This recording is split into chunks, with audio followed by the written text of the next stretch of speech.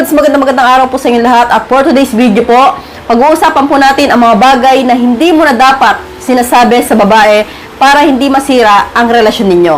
Pero bago yan, palambing naman mga Lods, please don't forget to subscribe and click the notification bell para updated kayo palagi sa mga bago kong upload na videos. At sisimulan natin kagad yan pagkatapos ng sobrang iksing intro.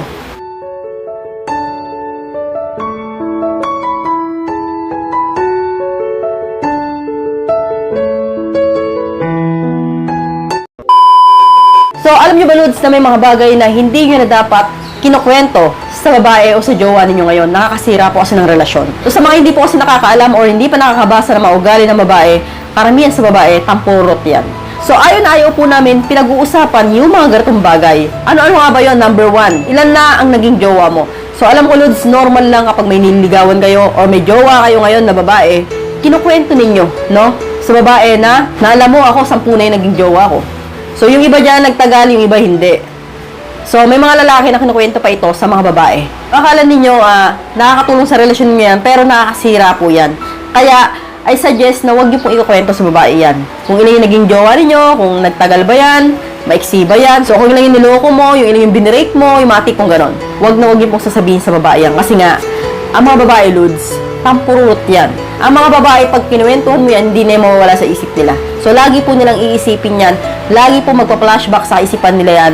At araw-araw po niyang babanggitin sa iyo yan kapag ka nag-aaway kayo. So, lagi niyang ibabato sa iyo ng ibabato yan. Sabihin niya sa iyo, ikaw nga, ang dami mo naging jowa eh. Ako nga, ganito lang, 3 lang, 2 lang. O una ka lang. Eh, ikaw, marami ka na naging jowa, kaya madali na lang sa'yo may paghiwalay sa akin, di ba? Kasi nga, madali ka mag-move on. So, sisiw na lang sa'yo yan. Hindi ka na masasaktan. So, okay lang sa'yo na may paghiwalay ako sa'yo. O kaya may mga babae na sasabihin sa'yo, siguro mahal mo pa yung ex mo kasi ang tagal ninyo, nagtagal kayo. So, yung mga babae, magiging paranoid po yan. So, ang sa mga babae talaga, paranoid. Kaya, mas maganda, I suggest na huwag niyo pong ikukwento sa babaeng karelasyon nyo ngayon kung ilan na yung naging jowa ninyo at kung ilan po yung nagtagal at hindi nagtagal. No? Pero kung siya po ay nagtanong, sasabihin niya sa'yo, ilan na yung naging jowa mo? So, mas maganda, Lods, na magsinungaling ka, no? Yung po yung tinatawag na white lies. So, sabihin mo kunwari, 2 lang, pangalawa ka lang, kahit na marami na. So, bakit niyo po gagawin yun? Kasi nga, makakasira po yun ang relasyon ninyo. Pag sinabi mong, marami na ako naging jowa. So, akala mo nakakatulong yun kasi sinasagot mo yung tanong niya. Pero hindi. So, mas maganda may mga bagay na dapat mo na lang isekreto kaysa ikwento mo sa jowa mo yun. Para rin po sa relasyon nyo yan. At para rin sa iyan, no? Para wala siyang maisumbat sa'yo, wala siyang makitang butas na pag-aawayan ninyo. At proceed na po tayo sa number 2. Napaka-importante na ito, Lods, no? Maging ako, ayoko talagang kinukwento sa akin ng jowa ko to. Ito po yung bagay na iiwasan yung wag nyong ikukwento sa jowa ninyo. Ang iyong sex experience. So, alam ko, napakaraming lalaki, ikukwento pa sa kanilang jowa ngayon. Lalong-lalo na kung nililigaw mo pa lang yan, babastidin ka niyan. Maniwala ka sa akin. No? Pero kung jowa mo na, wag mo pa rin ikukwento. So, yung mga babaeng natikman mo, wag na wag mo ikukwento yan sa jowa mo ngayon. Kasi, magkakaroon po yan ng bad impact sa relasyon ninyo.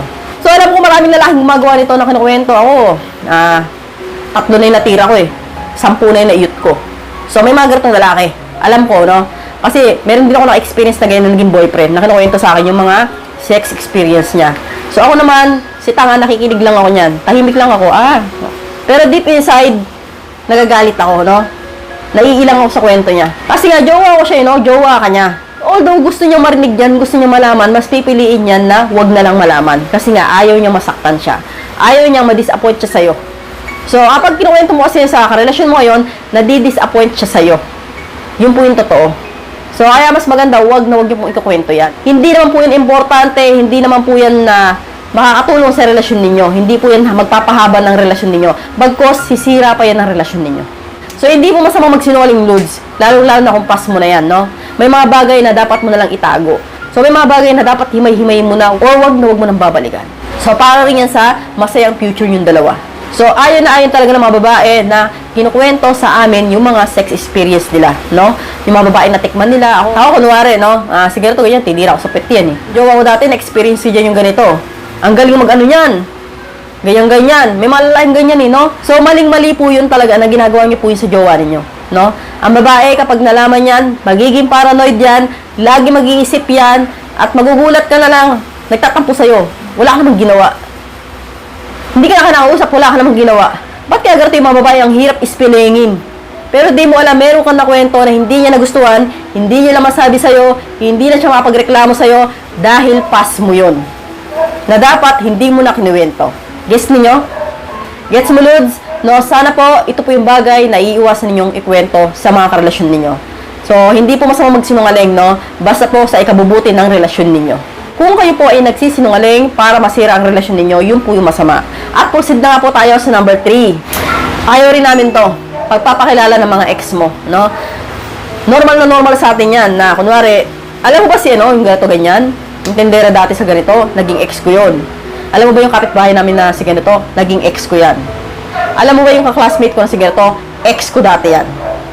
At alam mo ba, no, yung kasama ko dati sa trabaho, ex ko rin yan. Alam mo naman na normal sa inyong mga lalaki ang ikwento yung mga girlfriend ninyo, no, mga naging girlfriend ninyo.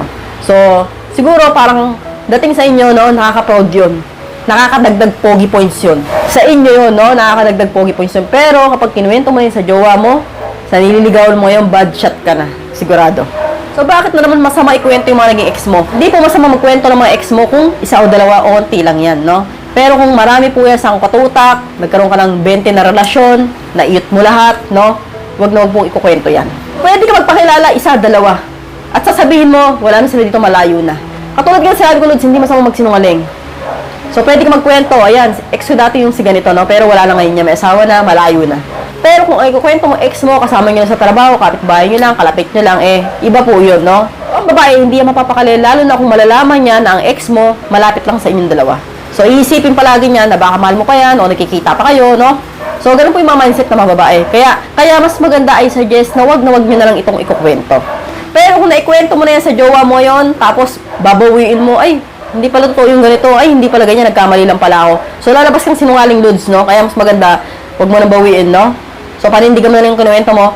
Pero, katulad nga nasabi ko sa inyo, kung kayo pa lang ay nanliligaw sa babae or bagong magjowa pa lang kayo, wag na wag mo na ikukwento yung tatlong bagay na ito. Hanggang dito lang mga Lods. Maraming salamat sa pagbisita. See you again to my next video. God bless. Bye-bye!